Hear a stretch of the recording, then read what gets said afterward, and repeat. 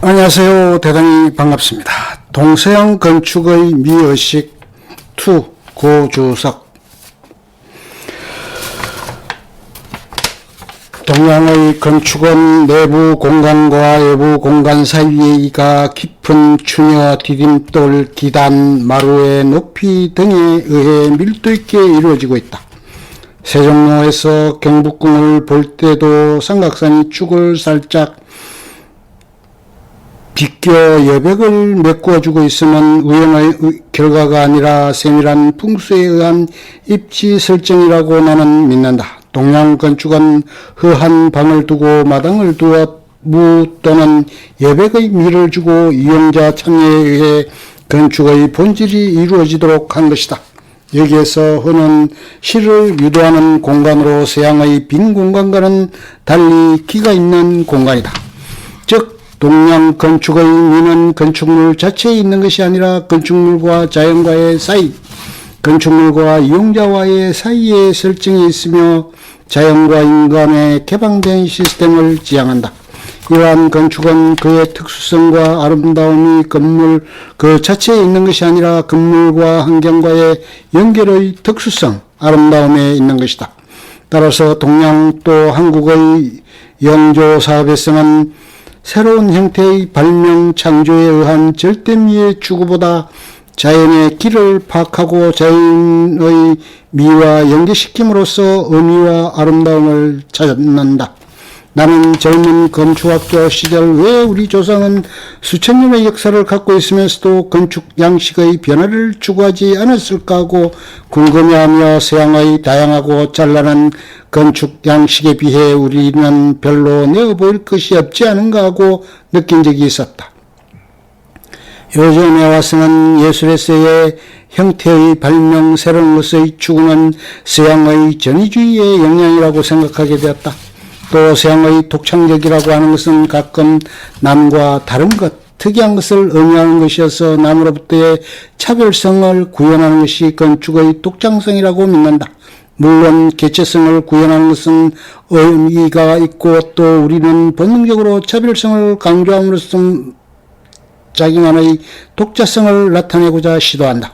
그러나 건축에서 기능과 환경 및 의미의 새로움 없이 단순히 변화를 위한 변화를 추구하는 것은 단조로움을 극복하는 신선미나 유행으로서의 소비 가치는 있지만 인간의 실존적 불안을 해결하는 것은 아니다. 특히 그 형태가 작가나 이용자의 정신문화적 본질이나 개성 구현에의 뿌리 깊은 욕망과 연결을 잃었을 때 이는 더욱 문제가 된다. 동양의 미술과 건축은 이와 달리 독창성의 집념보다 자연과 도와 기애의 연결에 의한 정신적 미학적인 경험의 설정에 관심을 두었다. 따라서 건축은 명당을 파악하고 위치, 형태, 재료, 경험면에서 자연과의 보완적 연결을 통해 그 미와 특수성을 추구했다. 자연은 거의 대부분 아름답고 특이하기 때문이다. 따라서 별로 건축적 발명의 필요가 없고 자연의 가능성과 더 나아가 동양은 가능성과 암시의 발견, 자연과의 공생적 어울림에 관심을 둔 것이다. 더 나아가 동양은 인간의 실존적 안정을 부힘의 과시에 의존하지 않고 자기의 존재를 그대로 인지해서 받아들이고 자연과의 일체를 이루는 데 두었다. 이는 인간의 개체적 자아에서의 해방을 의미하는 것이다. 따라서 동양에서의 독창성은 남과의 차이에 있는 것이 아니고 자연의 뿌리, 본질, 근원에 접함으로써 저절로 이루어지는 것이다. 달리 말해 동양의 창조와 미는 인간이 만드는 것이 아니라 자연 속에 이미 존재하는 것을 발견하고 돋보이게 하는 것이다. 따라서 창작을 하기 위해서는 마음을 비우고 마음의 상태를 자연스럽게 하여 자기와 자연의 일체 또는 선의 경지에 도달하는 것이 필요하였다. 동양 건축에서의 통일성은 형태의 통일성을 의미한다기보다 상황, 환경과의 통일성을 의미하는 포괄성을 지닌다. 즉 건축이나 예술은 환경의 변화에 피해를 받을 수도 있고 또 변화 적응할 수도 있다는 것이다. 동양화는 작가의 저작권을 강조한 폐쇄된 작품이 아니고 소유자나 감상자가 시를 첨가할 수 있는 개방된 작품이다. 여기서 중요한 것은 작품성이 아니고 상징성의 직관적 경험이다. 즉 그림의 본질은 그림 자체에 있는 것이 아니라 그림을 보는 사람의 마음속에 있는 것이다. 맞는 말.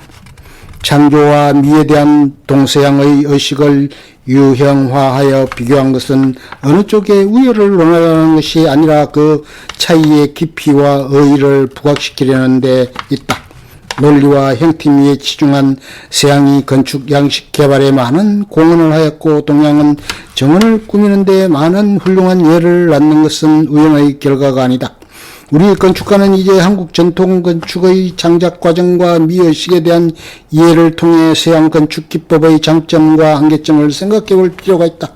그리고 우리가 추구하는 건축이 우리 사회에 사는 사람들의 공감을 잃고 금수왕산이라고 불리웠던 국토의 자연미와의 어울림을 잃는 일이 없도록 건물이나 환경을 설계하여야 할 것이다. 나는 아직도 대부분의 한국의 지도적 건축가들이 진취적 현대 건축과 보수적 전통 건축을 형태와 양식, 공간에 관한 분석을 통해 물체적으로 비교하고 논쟁하는 것을 본다. 또 한편 대부분의 건축가들이 권위주의적 사고로 작품의 추구에 치중하고 건축상의 결정에도 이용자의 판단을 고려하지 않고 전문인만 둘러앉아 사진을 두고 평가하는 것을 본다. 그리고 건축의 독창성과 미적 평가에 서구적 언어를 사용하는 것을 경험하게 된다. 우리는 건축의 목적이 예술품이나 미를 창조하는 게 아니라는 것을 인식하여야 할 것이다. 우리가 건축을 형태, 색조, 질감, 공간 등에 의해 평가하는 것은 건축을 의식세계의 구조물로 보고 건축을 폐쇄된 장르의 작품으로 보기 때문이다. 그러나 우리의 건축이 동양 또는 한국 문화의 상징과 의미 체계에 연결되고 민족적, 역사적 기억과 접목이 되었을 때 비로소 일반 한국인의 의미 있는 삶에 더 큰 영향을 줄 것이다. 우리는 독창성과 미에 대한 서양의 절대적인 태도와 동양의 상대주의적 태도가 서로 보완적이면서 각기 다른 유용성이 있음을 기억하여야 한다. 권위적이고 기념성을 강조하는 공공건물과 평화와 우애를 강조하는 일상의 환경에는 각각 다른 접근이 필요하다. 서양은 철학 속에 미학이 있고 동양은 미학 속에 철학이 있다고도 볼 수 있겠다. 서양이 진리와 미를 이성적으로 파악하려고 하였다면 동양은 이를 감성적으로 느꼈던 것이다. 서양인은 과학적으로 살았고 동양인은 예술적으로 살았다고도 하겠다. 서양 건축은 자연과 인간 사이에 거리감을 일으키고 동양 건축은 이러한 구분을 거부하였다. 우리 건축가들은 이제 특이한 작품을 만들어 시선을 끌고 상을 받는 것보다 평범하나 바르고 좋은 건축을 만들어 생활을 풍부하게 하는 데 집중할 용기가 필요하지 않을까.